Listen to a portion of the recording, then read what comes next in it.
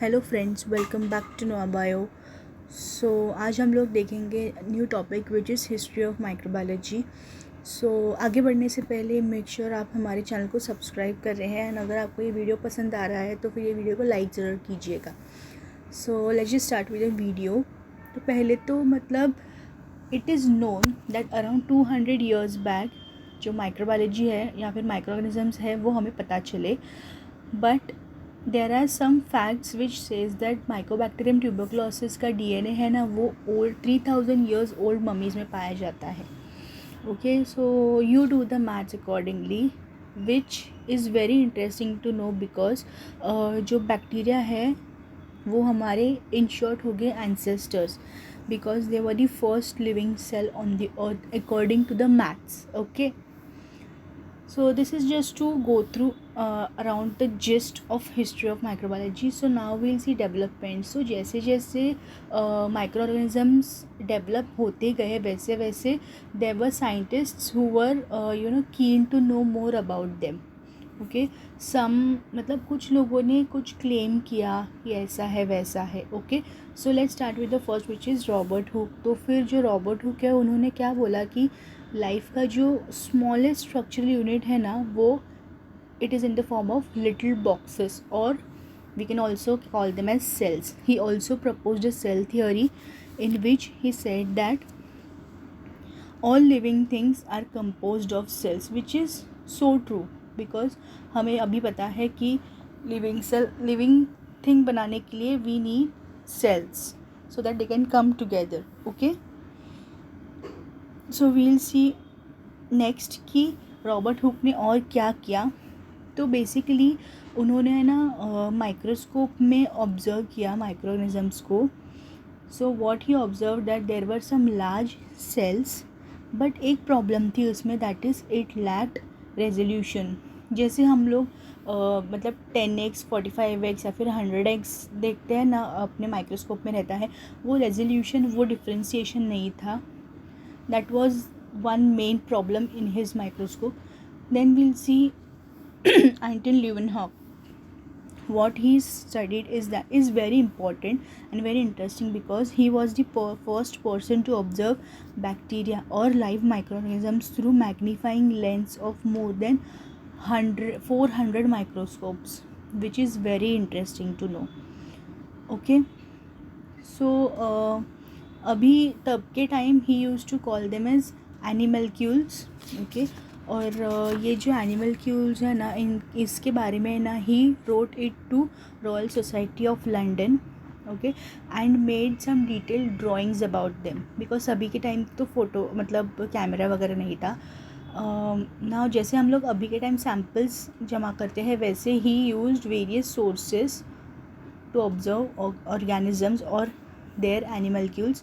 So he used rain water, faeces, material scraped from teeth. Okay,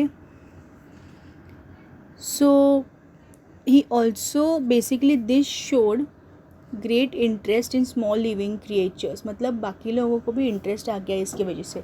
So in 19th century he said that the life form which is there is arising basically from non-living matter. Okay, and there were some evidences supporting it. So we'll see them one by one. So जो scientist है Francisco ready, इन्होंने क्या किया, जो dead decaying meet रहता है ना इसके ऊपर स्टडी किया.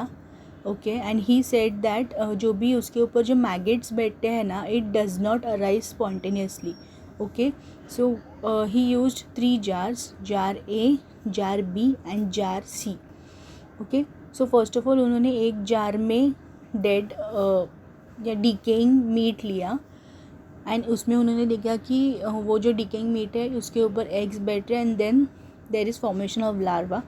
Okay, yes, and then later on in next, that is in jar B, what he did was he covered that jar with a lid, so which basically did not allow air to pass into the jar.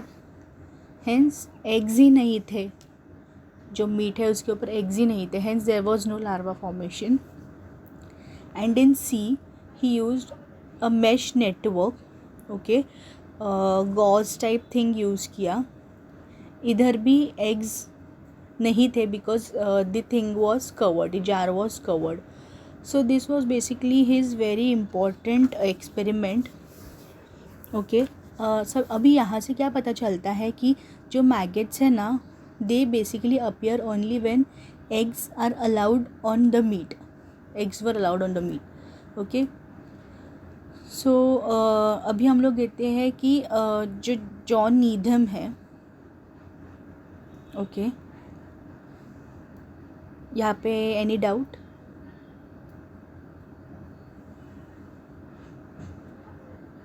Okay, सो यहाँ पे और उन्होंने जो John नीदम है उन्होंने अभी क्या किया, he basically to heated chicken broth and corn broth. Okay, and then उसको ट्रांसफ़र किया फ्लास्क में एंड वो फ्लास्क को कवर किया.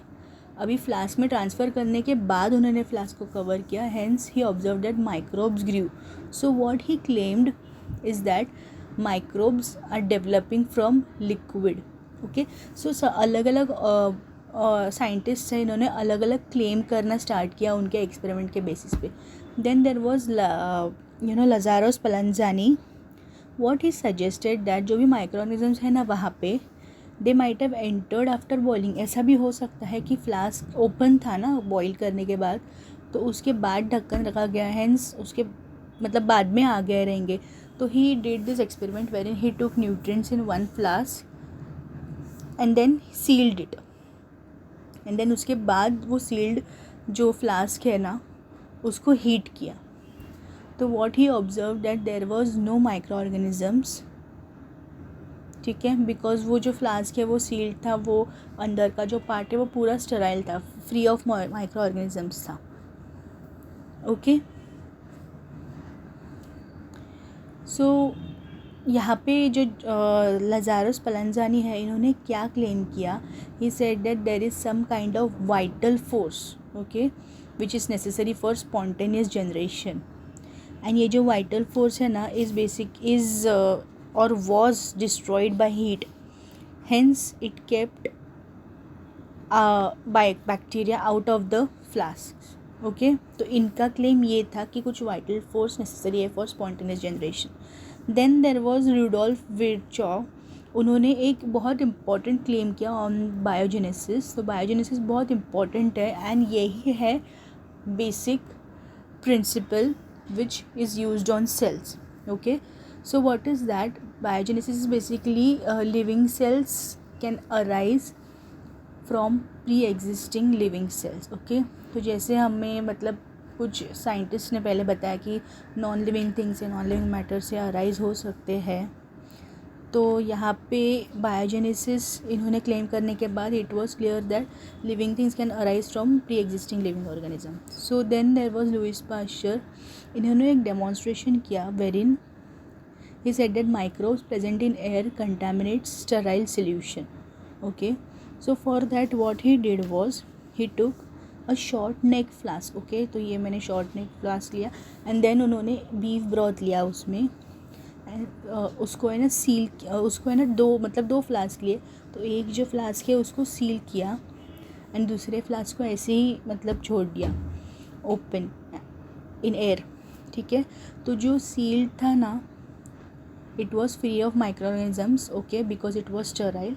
एंड जो सील्ड नहीं था got contaminated by various bacteria.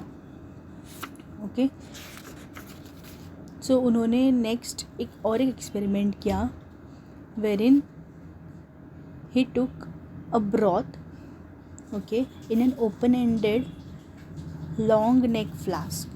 हाँ, एंड देन उस वो जो फ्लास्क था ना it was having S curves like this. So in that he found out that broth did not decay. मतलब ब्रॉथ बेसिकली कंटामिनेट नहीं हुआ due to presence of the curved neck. Because जो curved neck है वो area ने सब micro organisms को trap कर लिया था. Okay, and further to add on that he said that microorganisms can be present in non living matter like solid, liquid and air. So there was the golden age which began after Louis Pasteur's work. The golden age was for about 60 years. Okay, So, Louis Pasteur, along with Robert Koch, studied various things like the agents of diseases, the role of immunity in preventing and curing disease. So, there was final term which is fermentation and pasteurization, wherein French merchants थे कुछ, उन्होंने Louis Pasteur से question किया कि like wine and beer को सार test क्यों होता है. So, on that, Louis Pasteur found out that there are some microorganisms which are now in group of fungi known as yeast.